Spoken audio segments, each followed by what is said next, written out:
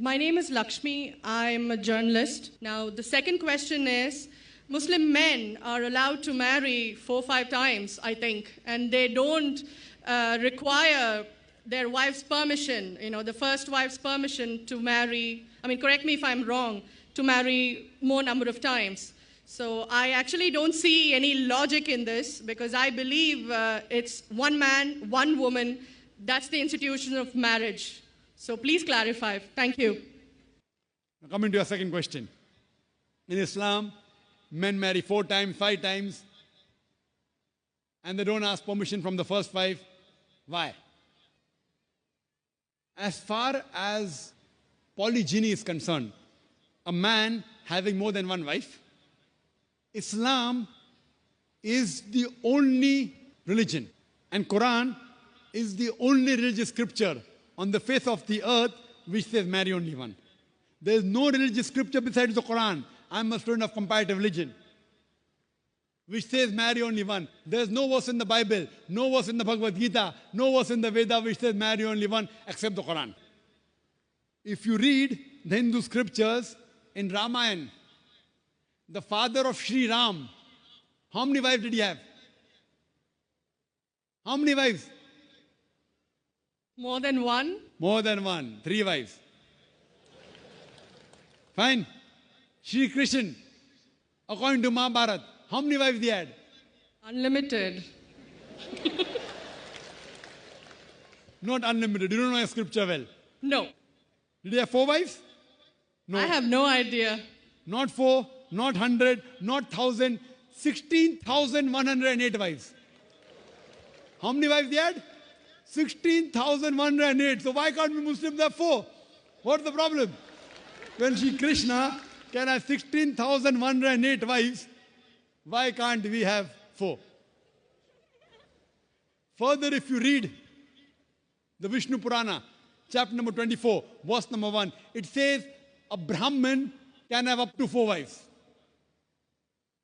If you read the Jewish scriptures, it gives you permission to have as many wives as you wish. If you read the Christian Bible, it gives you permission to have as many wives as you wish. If you read the Bible, Abraham had 3 wives. Solomon, how many wives he had? He had 700 wives. It is later on, the church has put a ban that Christians should marry only one, not the Bible. It is the Jewish community married more than one wife. It was in 1950 that chief rabbi passed a synod that Jews should marry only one. So it is the rabbi, not the Jewish scriptures. And according to Hindu scriptures, you can marry as many as you wish. It is the Indian government in 1954 passed a law called the Hindu Special Marriage Act. Hindu Special Marriage Act, which says Hindus should marry only one. It is not the religious scripture. It is not Bhagavad Gita. It is not Ramayana. It is not Mahabharata. It is not Veda. It is the Indian Penal Code. The Indian government, which has passed a law in 1954 that Hindus should marry only one. But according to the statistics of the status of the woman in Islam, if you read the government documents on page number 66-67, it says that Muslims do polygamous marriages. You know what is the percentage in India? 4.3%. How much? In India, 4.3% of the Muslim men do polygamous marriages. A statistic between 1951 to 1961. Hindus, how many? 5.06. 0.7% more than the Muslims in India. According to the Indian government, even though it is prohibited according to the Indian law, yet they do more polygamous marriages than the Muslims. Why? Now, let's analyze what does the Quran say. Quran says in Surah Nisa, chapter 4, verse number 3, marry women of your choice in 2s, 3s or 4s. But if you can't do justice, marry only one. This statement, marry only one, is only given in the Quran and no other religious scripture. It says, marry women of your choice in 2s, 3s or 4s. But if you can't do justice, marry only one. So if you want to marry more than one woman, one of the criteria of the Quran is you should do justice. If you can't do justice, you should marry only one. Now, what are the reasons, logical reasons a person can think that why has Islam permitted certain men to have more than one wife. Many non-Muslims think it is fard. It is compulsory for a Muslim man to have more than one woman, to have more than one wife. It's not compulsory, it's optional. It's not fard. It's not compulsory. How many Muslim men do you know who have more than one wife? How many do you know, sister? How many do you know? A few. How many? A few again. Few means 1, 2, 3. How many? Yeah, at least about 3. About 3. Have you heard of Dharminder? Yeah. How many wives he has? 2. Muslim or non-Muslim? Non-Muslim. Non-Muslim. Your previous chief minister, what's the name? Jayalalitha. Yes. Hindu or Muslim? Hindu or Muslim? Hindu. Hindu, fine. Now these are famous personalities. Fine. How many famous personalities you know in India who have got more than one wife? The 3 you know may be locality, fine? Yeah. Local, maybe friend in your neighborhood, maybe your colleague. In India, there are more non-Muslims having more than one wife than the Muslims. Now let us understand what are the logical reasons. Come back to logic now. Now, by nature, if you ask any medical doctor, he will tell you, male and female are born in equal proportion. Girls and boys are born in equal proportion. But any medical doctor, any pediatrician, any children doctor will tell you that the female sex, the female child is stronger than the male child. That's the reason there are more deaths in the male children as compared to female children. So in children's age itself, the female children are much more than the male children. As life goes on, there are people dying due to accidents, due to alcoholism, due to war. There are more males dying as compared to females. Today, if you analyze in the world, there are more females in the world as compared to males.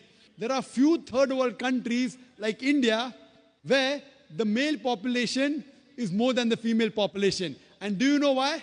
The reason is because of female feticide and female infanticide.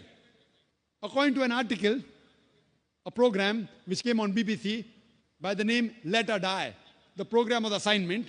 There was a British reporter by the name of Emily Buchanan. She comes to India and she says that every year in India, more than 1 million fetuses are being aborted after they identified that they're females. She says more than 3,000 every day. You multiply, more than 1 million every year. According to the Tamil Nadu government hospital report, she gives the statistics, out of 10 female born alive, do you know how many are put to death? 4. Sister, did you know that? Tamil Nadu, your state, your beloved state, according to the government statistics, out of 10 females born alive in the government hospital, 4 are put to death. There are billboards put in Rajasthan and here, which says that spend 500 rupees and save 500,000 rupees. You know what does it indicate? Spend 500 rupees, do ultrasonography, do amniocentesis, identify the child you're carrying is a female, abort her, and save 5 lakh rupees, 500,000 rupees. Maybe a couple of 100,000 upbringing her, and the remaining 100,000 in dowry. If you stop this evil practice in India, our beloved country, stop the female infanticide, stop the female feticide. Even in India, the population of female will be more than the male population.